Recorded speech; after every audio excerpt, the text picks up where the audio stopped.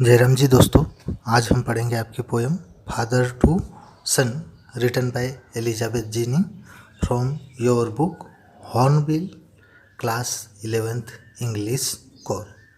यहाँ हम कवर करेंगे poet's introduction, theme of poem, rhyme scheme, poetic device along with explanation and hard.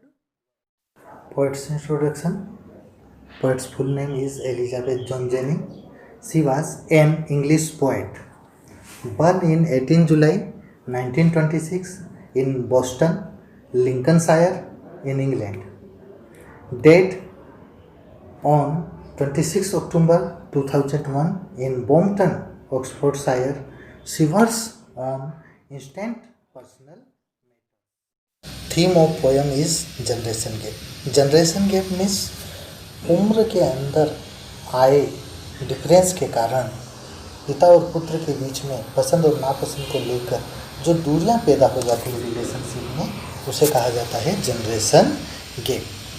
The poem is an autobiographical descriptions of a father. Poet ने poem को एक पिता की आत्मकथा के रूप में लिखा है।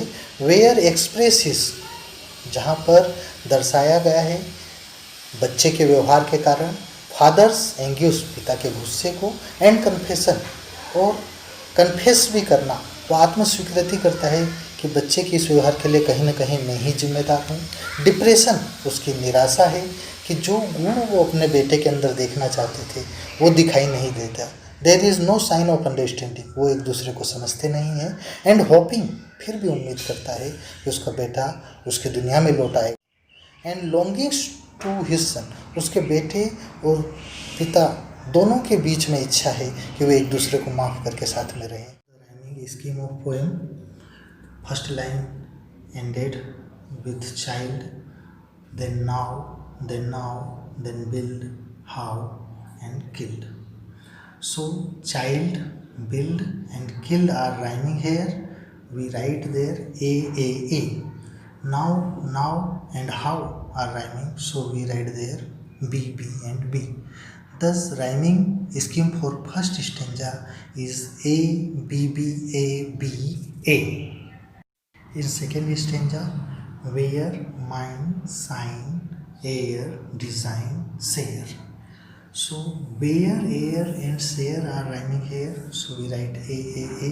And mine, sign and design are same rhymes, so we write there B and B. So again we got rhyming scheme A B A.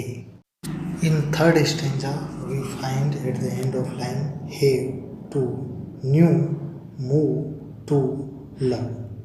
Have is not rhyming to two, so we write A, B. New is different sound, so write it C. And move is also a different rhyme, so D. Then two is rhyming to second line, so we write again B. And love is a different rhymes, so we write it E. Thus we see the rhyming scheme change in the third stanza.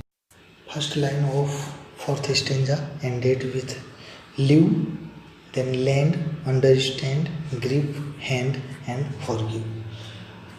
Live, we write here A. Lend, understand and hand are same rhymes, so we write them B and B. Grip is different, so write C. And forgive is rhyme to live, so we write here A. Here we found the rhyming scheme A B C B A. हम देखते हैं कि first और second stanza में तो rhyming scheme consistent रहती है, एक जैसी रहती है, बट थर्ड और फोर्थ स्टेंजा में राइमिंग स्कीम चेंज हो जाती है। और टेक्स्ट में आपके पास एक क्वेश्चन है, क्वेश्चन नंबर 4, कि does the poem has a consistent rhyming scheme? So your answer will be no. Poem has not a consistent rhyming scheme because the rhyming scheme change in stanza 3rd and 4th. Now we start explanation of poem. Look at the first stanza of poem. I do not understand this child. पिता कहता है कि मैं इस बच्चे को समझ ही नहीं पाता हूँ. Thou means यद्यपि, we have lived together, together means साथ साथ, now in the same house, same means एक ही हाउस मीन्स घर में, फॉर ईयर वर्षों से, यद्यपि हम एक ही घर में वर्षों से साथ साथ रहते हैं, आई नो नथिंग, मैं कुछ भी नहीं जानता ऑफ हिम, उसके बारे में कि उसे क्या पसंद है क्या नापसंद है। So try to build up, इसलिए मैं बिल्डअप करना चाहता हूँ, फिर से बनाना चाहता हूँ रिलेशनशिप, एक संबंध, फ्रॉम हाउ, वैसा ही वॉज वेन स्मॉल, जब वो एक स्मॉल किड था, जब वो एक छोटा बच्चा था, तो जैसा उसके प्रति मेरा संबंध था, वो अपनी बातें मुझसे शेयर कर पाता था, अपनी प्रॉब्लम मुझसे कह पाता था, मैं वैसा ही रिलेशनशिप फिर से अपने बेटे के साथ बिल्डअप करना चाहता हूँ। यहाँ पिता का अपने आप के प्रति एंग्यूश है, गुस्सा है, और आगे वो कन्फेस करता है कि येट हैव आई किल्ड, मैं मानता हूँ कि इस संबंधों को मैंने ही किल्ड किया अपने जीवन की व्यस्तताओं के चलते, अपने बेटे को समय दे। Let's see the poetic devices used in the stanza first. This child is the irony, irony means किसी सिचुएशन के प्रति एक्सपेक्टेशन, उसकी रियल स्थिति के बीच में जो कॉन्ट्रास्ट होता है, जो तुलना होता है, उसे दर्शाने का काम आयरनी करता है। कि माई चाइल्ड कहने के बजाय फादर यहाँ पर दिस चाइल्ड कह रहा है, यही जो पोएटिक डिवाइस है उसे आयरनी कहा जाता है। In the third line we see same house years, sound of sub is repeating here, so poetic device used here is consonant. Fourth line, nothing, him and built, here I is repeating. When a vowel repeated in a line continuously, there is presence of assonance. Let's see the second stanza. The seed I spent or sown it where the land is his and none of mine.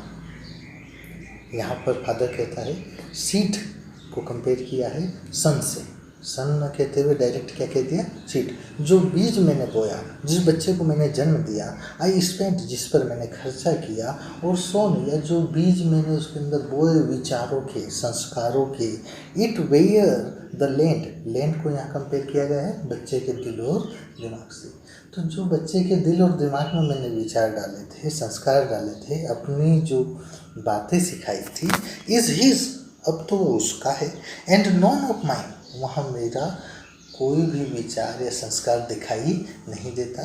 जैसा कि आप जानते हैं कि बच्चे जब young हो जाते हैं, एडोलेंस में आते हैं, तो वो अपने डिसीजन सेल्फ लेने लगते हैं, वो फ्रीडम चाहते हैं सोचने की, अपने दिल की करने की। तो फादर की यहाँ कंप्लेन है इन दो लाइनों में, उसका जो दिल और दिमाग है, ऐसा लगता है कि वो उसका है, उस पर मेरा कोई अधिकार नहीं है।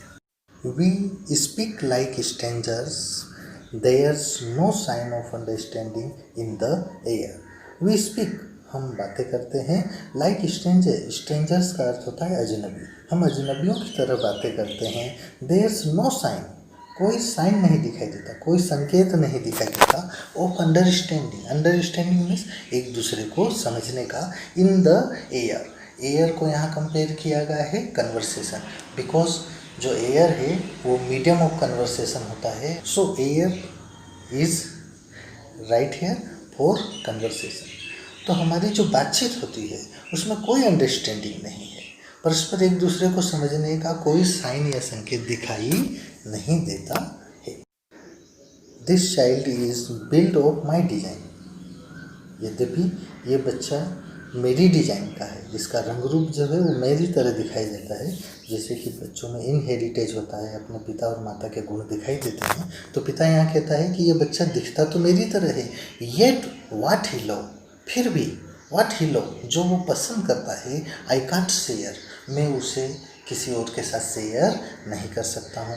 यहाँ पिता का पेन है, यहाँ दर्द है कि जैसे बच्चे छोटे रहते हैं तो उनकी बातों को, उनकी हरकतों को वो अपने फ्रेंड सर्कल में शेयर करते हैं कि आज मेरे बेटे ने ऐसा किया, वो क्लास में फर्स्ट आया, उसने आज ये बोलना सीख लिया, उसने मुझे कुछ अच्छा सुना दिया, उसने मुझे कुछ अच्छा करके दिखा दिया। उस तरीके का जैसा मैं उसके बचपन में उसकी बातों को अपने फ्रेंड सर्कल में शेयर करता था, अब जो वो काम करता है उसे मैं शेयर नहीं कर सकता हूँ। आप सभी जानते हैं कि कोई भी पेरेंट जब बड़े बच्चे हो जाते हैं तो अपने दोस्तों में ये तो नहीं बता सकते कि आज मेरे बच्चे ने मेरी बात नहीं सुनी, उसने अपने मनमानी करी। ऐसी बातों को पेरेंट अपने फ्रेंड सर्कल में शेयर करके प्राउड फील नहीं कर सकते हैं।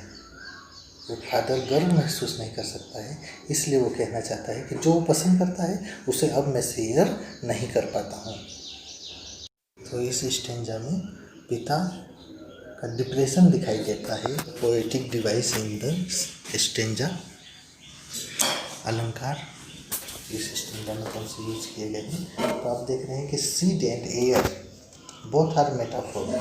सीड का उपयोग बेटे के लिए किया गया है, फादर के सन के लिए किया गया है, और एयर का यूज यहाँ किया गया है कन्वर्सेशन के लिए।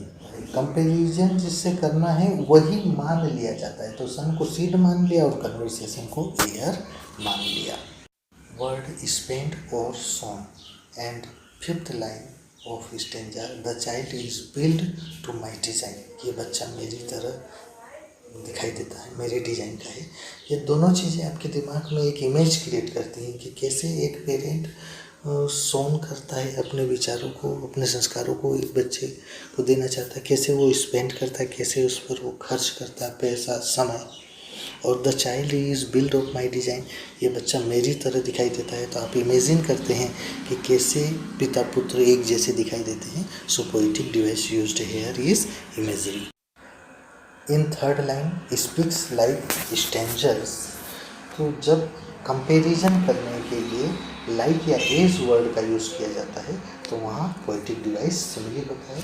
इसे see the first two and last two line of the stanza, the seed I spend और sown it where the land is his and not mine, and this child is built of my design, yet what he loves I can't share। जब एक sentence को दो या दो से अधिक लाइनों में लिखा जाता है तब the used poetic device is enjambment. Come on the third stanza, silence surround us. Silence में सन्नाटा, सराउंड में एनसर्कल अस, हमें घेर कर रखता है। I would have him prodigal, I would have मैं अपना लूँगा, हिम उसे, प्रोडिगल मीन्स फिजूल खर्ची करने वाला।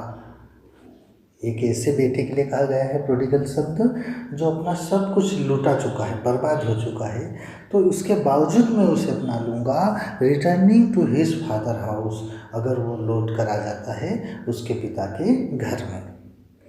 द होम ही न्यू, उस घर में जिसे वो पहले से जानता है। रेदर देन का मीन्स होता है के बजाय। सी हिम, सी मीन्स देखना, हिम मीन्स उसे देखूं। पिता यहाँ कहता है कि इसके बजाय कि मैं उसे देखूं, make and move, make means बनाते हुए, एंड मूव मीन्स जाते हुए, हिज वर्ल्ड उसकी दुनिया में। वो अपनी एक अलग दुनिया बना ले और वहाँ चला जाए मुझे छोड़कर। इसके बजाय मैं चाहता हूँ कि वो मेरे साथ आकर उसी घर में रहे जिसपे वो अच्छी तरीके से जानता है बचपन। I would forgive him too, I would forgive means माफ़ कर देना, मैं उसे माफ़ भी कर दूंगा। सेपिंग from sorrow a new love, और जो सोरो है, जो दुख है मेरा, उससे मैं एक नए लव को सेप दूंगा। सेप मीन्स आकार देना, तो मैं अपने दुख में से प्रेम को आकार देकर निकालने की कोशिश करूंगा। इस स्टेंजा में पिता की होपिंग्स दिखाई गई है कि कैसे वो एक होप करता है, एक उम्मीद अभी भी उसके मन में है कि उसका बेटा उसके पास लौट आएगा, वो उसकी सारी गलतियों को माफ़ कर देगा और वो फिर से हंसी खुशी से इस परिवार में रहेंगे। Poetic device used here, silence surrounded, स sound is continuously come here, so here is alliteration. In third line, his, house, home, he, sound of H, a consonant, is repeating continuously in a line, so there is consonance. In fourth line, rather a, then a, make a, and a sound is repeating continuously, which is a vowel sound, so here is a sonance poetic device. Prodigal, prodigal शब्द Bible से लिया गया है। अ सन who take his share, एक ऐसा बेटा जिसने अपना शेयर अपने पिता के प्रॉपर्टी में से ले लिया और उसके बाद वो सारा अपना संपत्ति लुटा देता है, बर्बाद हो जाता है और रिटर्न आता है उसके पिता के पास। पिता उसे माफ़ कर देता है और फिर से। Let's come on the fourth stanza. Father and son we both must live on the same globe and the same land. यहाँ पिता कहता है कि फादर एंड सन, हम दोनों बाप बेटों को, वी मस्ट लिव, हमें रहना है on the same globe. Globe means a planet, कि हमें इसी धरती पर, इसी प्लेनेट पर रहना है। एंड द सेम लैंड, और एक ही धरती पर रहना है। ही स्पीक्स, मेरा बेटा बोलता है। आई कांट अंडरस्टैंड, मैं समझ नहीं पाता हूँ। माई सेल्फ, और मैं ये भी नहीं समझ पाता हूँ क्यों मेरे अंदर। Why anger grow, anger means गुस्सा, ग्रो जन्म ले लेता है फ्रॉम ग्रीफ, दुख से। We each put an empty hand, और जब भी हम बात करते हैं तो दोनों के बीच में एक फ्रस्ट्रेशन, तनाव आ जाता है और दोनों खाली हाथ रह जाते हैं। Longing for something to forgive, जबकि दोनों की इच्छा है, लॉन्गिंग मीन्स चाहत होना, डिज़ायर होना, फॉर समथिंग कि कुछ ऐसा हो जाए, टू फॉरगिव ताकि हम दोनों एक दूसरे को माफ़ कर दें। यहाँ पर बेटे की भी इच्छा को फादर ने शो किया है कि मेरा बेटा भी चाहता है कि हमारे बीच में सब कुछ ठीक हो जाए। उसकी भी लॉन्गिंग्स है कि everything's be same as in his childhood, सब कुछ वैसा हो जाए जैसा कि उसके बचपन में हुआ करता था। Poetic device use in this stanza. First allusion, when poet said globe, reference of a well known place, किसी वेल नोन प्लेस का वर्णन आना पोएम की लाइन में एल्यूशन कहलाता है। Second poetic device is anti climax, when series of idea in a descending order. First he said globe, then he said land, means planet, और planet के ऊपर धरती, डिसेंडिंग ऑर्डर शो कर रहा है। Third poetic device, when poet say we each put out an empty hand. The empty hand shows here, make a image in our mind कि how father and son put an empty hand, कैसे वो खाली हाथ रह जाते हैं, इसकी एक इमेज हमारे दिमाग में बनती है। So poetic device used here is imagery. Overall conclusion of poem is that कि पिता और पुत्र के रिलेशन में जो डिस्टेंस आया है उसे कम करने में अपने आप को फेलियर पाने पर पिता का फ्रस्ट्रेशन ये पोएम शो करती है।